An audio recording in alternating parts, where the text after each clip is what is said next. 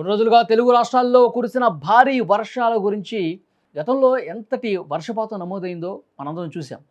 కొన్ని చోట్లయితే తీవ్ర నష్టాన్ని కూడా మిగిల్చిన పరిస్థితుంది. ఇప్పుడు అలాంటి వర్షాల హడావుడి మళ్ళీ కనిపిస్తోంది. తెలుగు రాష్ట్రాలను మళ్ళీ వర్షాలు ముంచెత్తబోతున్నాయి అన్న సమాచారం వస్తోంది. మళ్ళీ కూడా భీకరమైన వర్షాలు పడే అవకాశం ఉన్నట్టుగా తెలుస్తోంది. ఏకంగా 2 అల్పపీడనాలు సిద్ధమవుతున్నాయి. ఈ డబుల్ డేంజర్ తెలుగు రాష్ట్రాల మీద ప్రభావం పడబోతోంది. భారత వాతావరణ శాఖ కూడా ఒక అలర్ట్ జారీ చేసింది. రానున్న రోజుల్లో భారీ నుంచి అతి భారీ వర్షాలు కురిసే అవకాశం ఉందని హెచ్చరించింది. ప్రస్తుతం ఒక అల్పపీడనం అరేబియా సముద్రంలో స్థిరంగా కొనసాగుతోంది. ఇది ఒమన్కి దగ్గరగా తిరుగుతోంది. ఇది గంటకు 21 కిలోమీటర్ల వేగంతో ప్రయాణిస్తోంది. ఇలా ఉంటే రానున్న 2 రోజుల్లో మరో 2 కీలకమైనటువంటి వాతావరణ మార్పులు జరిగే అవకాశం ఉన్నట్టుగా కనిపిస్తోంది. బంగాళాఖాతంలో ఒక ఆవర్తనం 2 రోజుల్లో ఏర్పడే అవకాశం ఉంది. హిందూ మహాసముద్రంలో కూడా అక్టోబర్ 12వ తేదీ నాటికి ఒక అల్పపీడనం ఏర్పడబోతున్నట్టుగా వాతావరణ శాఖ చెప్తోంది. ఈ 3 వాతావరణ పరిస్థితుల ప్రభావంతో ఈదురుగాలులు, మేఘాలు ఎక్కువగా తెలుగు రాష్ట్రాల వైపు దూసుకొచ్చే అవకాశం ఉంది. వచ్చే 5 రోజులు ఆంధ్రప్రదేశ్, తెలంగాణ రాష్ట్రాల్లో భారీ వర్షాలు పడే అవకాశం ఉంది అని సమాచారం వస్తోంది. ఐఎండీ విడుదల చేసిన తాజా బులెటిన్ ప్రకారం అక్టోబర్ 11 నుంచి 13వ తేదీ వరకు కోస్తాంధ్ర, యానాంలో చాలా చోట్ల తేలికపాటి నుంచి మోస్తరుగా వర్షాలు పడతాయి. కొన్ని చోట్ల భారీ వర్షాలు కూడా పడే అవకాశం ఉంది. ఇక రాయలసీమలో చాలా చోట్ల తేలికపాటి నుంచి మోస్తరు వర్షాలు పడతాయని తెలుస్తోంది. అక్కడక్కడ భారీ వర్షాలు కురిసే అవకాశం ఉన్నట్టుగా తెలుస్తోంది. శనివారం కోస్తాంధ్ర, యానాంలో గంటకు 30 నుంచి 40 కిలోమీటర్ల వేగంతో ఈదురుగాలులు వీస్తాయి. ఏపీ, తెలంగాణతో పాటు దక్షిణ భారతదేశం అంతటా 4-5 రోజులు ఉరుములు, మెరుపులు, పిడుగులు పడే అవకాశం ఉందని వాతావరణ శాఖ చాలా స్పష్టంగా ఈ బులెటిన్లో తెలియజేసినటువంటి పరిస్థితి ఉంది.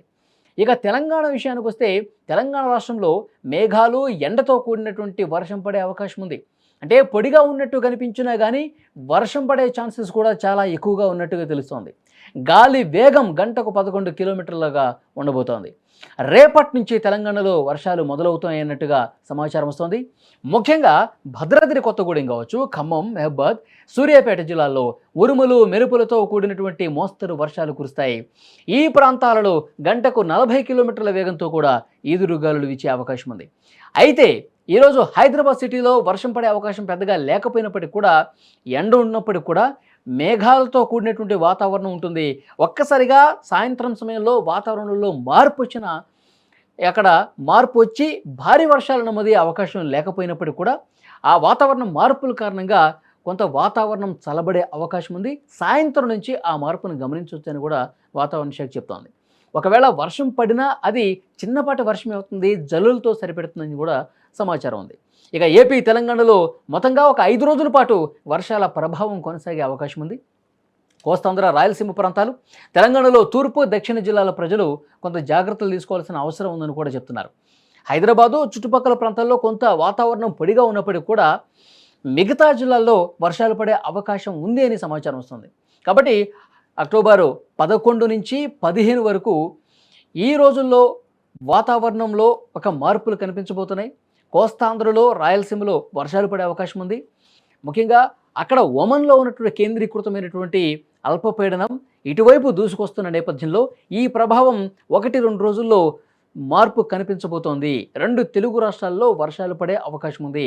గతంలో కురిసినటువంటి ఒక భీకరమైన వర్షపాతం ఇప్పుడు కురవకపోయినప్పటికీ ఈ అల్పపీడనాలు ఇప్పుడు భవిష్యత్తులో రాబోయే ఇంకా అల్పపీడనాలు బలపడే ఛాన్సెస్ ఎక్కువగా ఉన్నాయి. గతంలో కూడా ఒకసారి రికార్డు పరిశీలిస్తే అక్టోబర్లో, నవంబర్లో కురిసేటటువంటి వర్షాలు చాలా తీవ్రమైనటువంటి వర్షపాతం కురిసే పరిస్థితుంది.